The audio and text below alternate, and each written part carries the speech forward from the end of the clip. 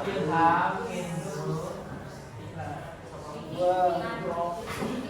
Keterangan surat. Kira-kira surat itu fungsinya buat apa? Mengirim pesan, terus menyampaikan informasi. Yang bagian sini mana ini suaranya ini? Kira-kira buat apa fungsinya?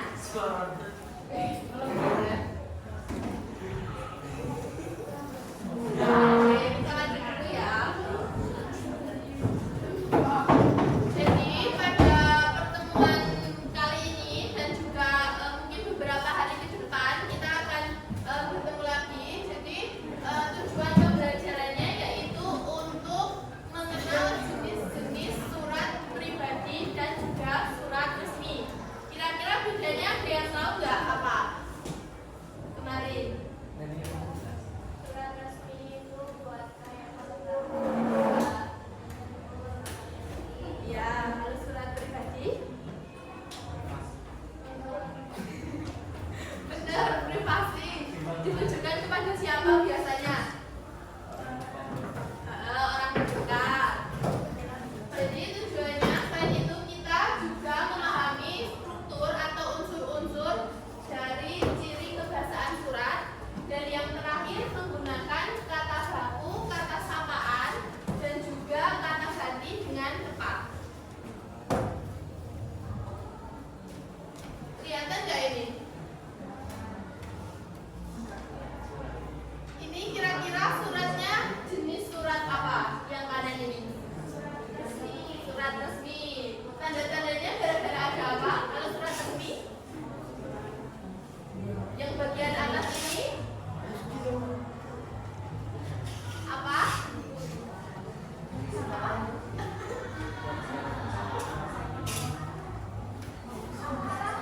Surat resmi. Coba Mas, ini ada bagian apa di atas ini sebenarnya?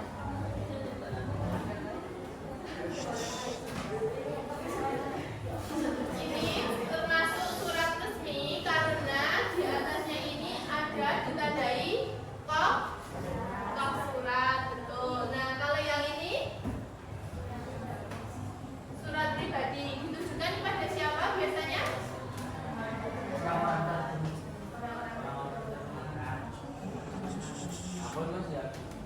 Jadi surat itu digunakan untuk menyampaikan pesan, kabar, atau permohonan. Nah, biasanya kalau surat resmi itu dari lembaga, yang menulis itu lembaga, biasanya untuk memberi informasi, juga memberikan pemberitahuan. Kalau misalnya ada rapat di sekolah untuk orang tua kalian, itu termasuk surat apa? Surat resmi.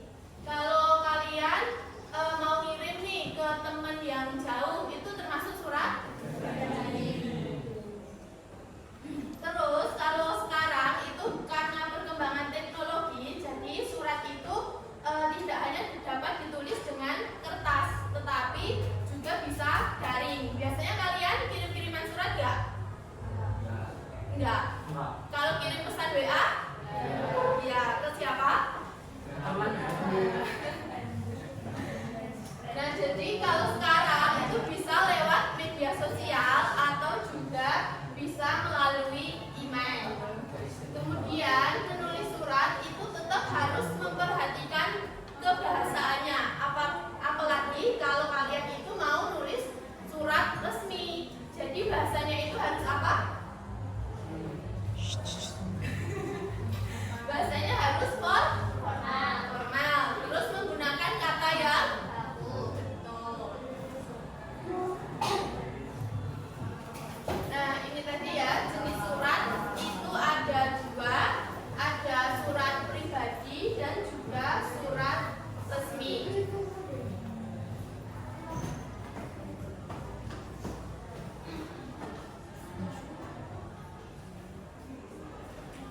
Nah, ini kelihatan nggak?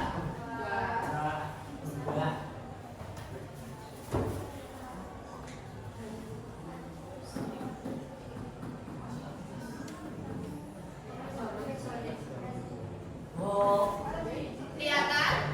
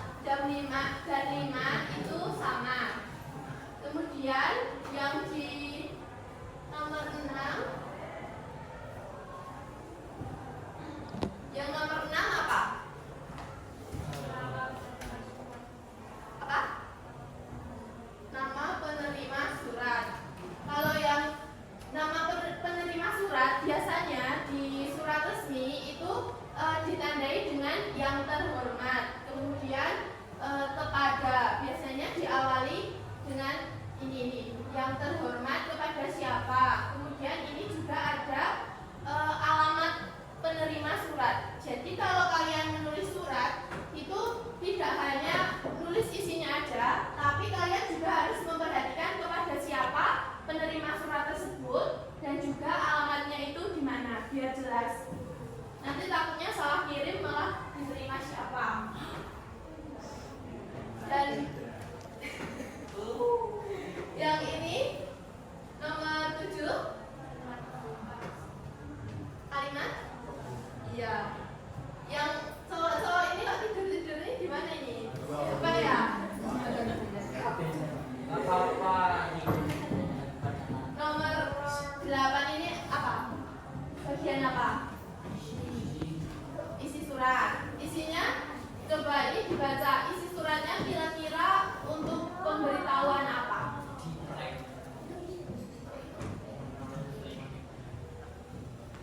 Apa? Yang keras?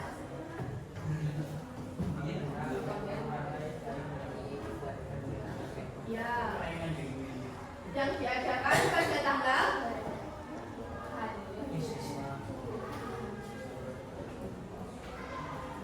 di mana?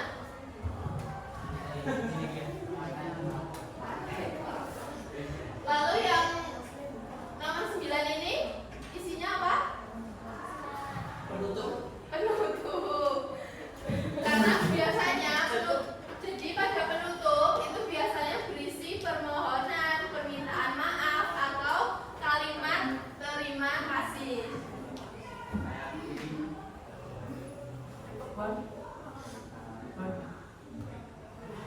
Nah, kalau di nomor 10 dan 11 ini siapa?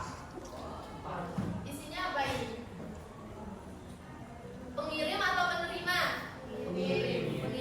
Jadi biasanya kalau di surat resmi itu pengirim disertai juga dengan tanda tangan atau stempel di lembaga tersebut. Sampai sini ada yang ingin ditanyakan?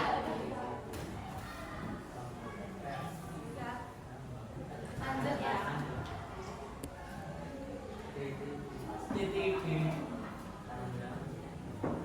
Nah, selanjutnya kita masuk pada unsur-unsur surat pribadi.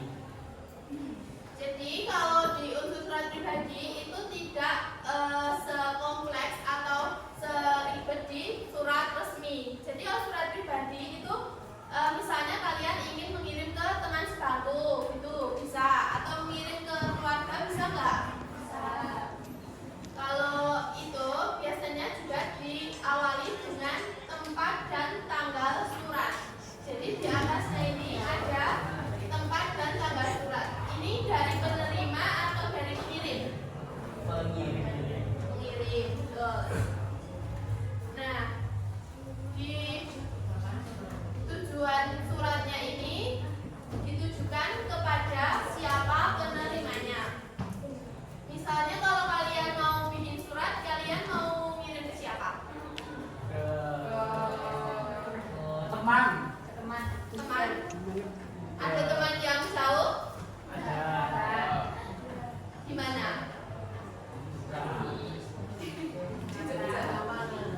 Terus kalian mau ngasih apa suratnya, isinya kira-kira?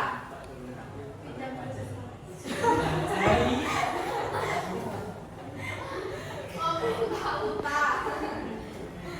Dan jadi biasanya itu di pembukanya itu kalian mengucapkan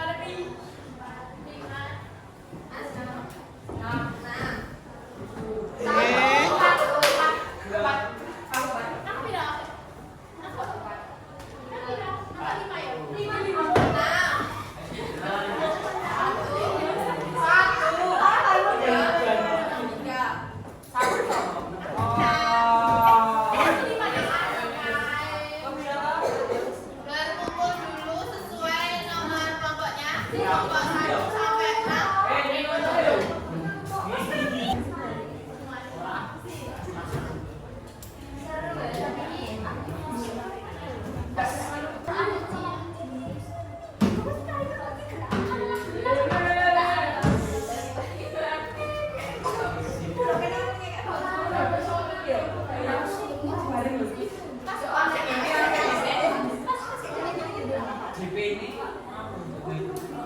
Udah sama kelompoknya masing-masing? Jadi ini nanti mejanya ibu minta tolong digeser ke sini sama sini ya. Nah nanti kalian baris di depan meja ini dikasih meja 2. Terus ini ke sini. Nah kalian baris sesuai kelompoknya. Jadi mundur ke 4. Jadi 1, 2, 3, 4. Jadi nanti ada kelompok 1, 2, 3, 4, 5, 6. Nah di sini ini udah ada berbagai bentuk surat resmi.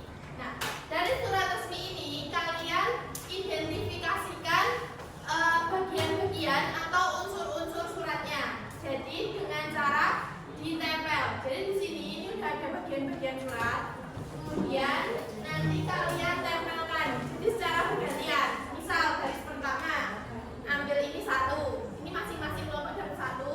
Terus nanti ditempelkan dapat apa? Dicocokkan kira-kira di bagian yang mana. Paham?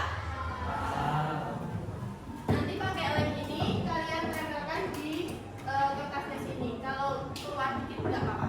Oke? Sekarang ditempel mejanya dulu.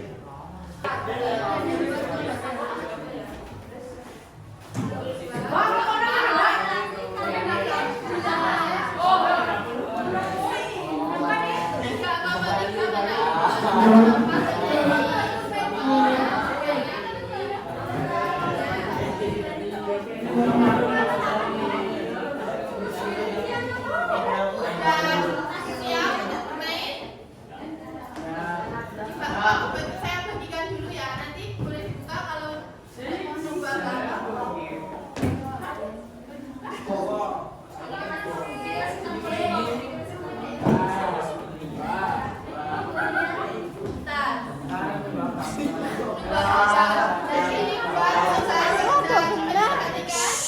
ini lembar kerja kelompok 1, kelompok 2, 3, 4, 5, dan 6. Sekarang boleh dibuka dan cepet-cepetan.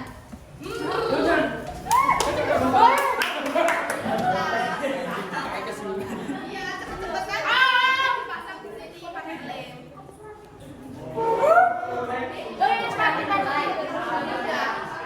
Jadi bergiliran ya. Kalau garis pertama, kemudian garis kedua, jadi semuanya harus maju ke depan. Ya sesuai. Sing iki lho. Apa sing iki? Tidak.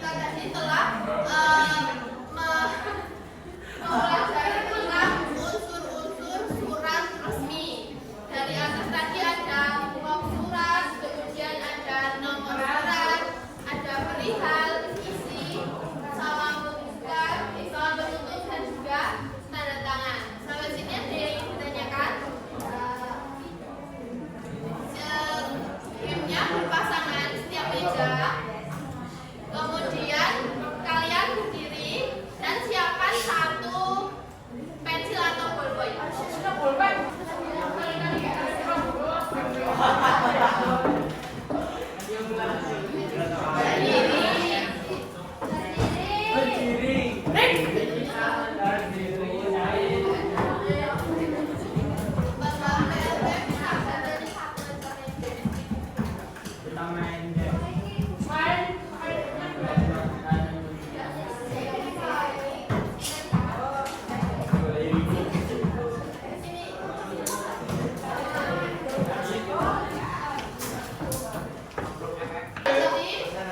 diperhatikan ya.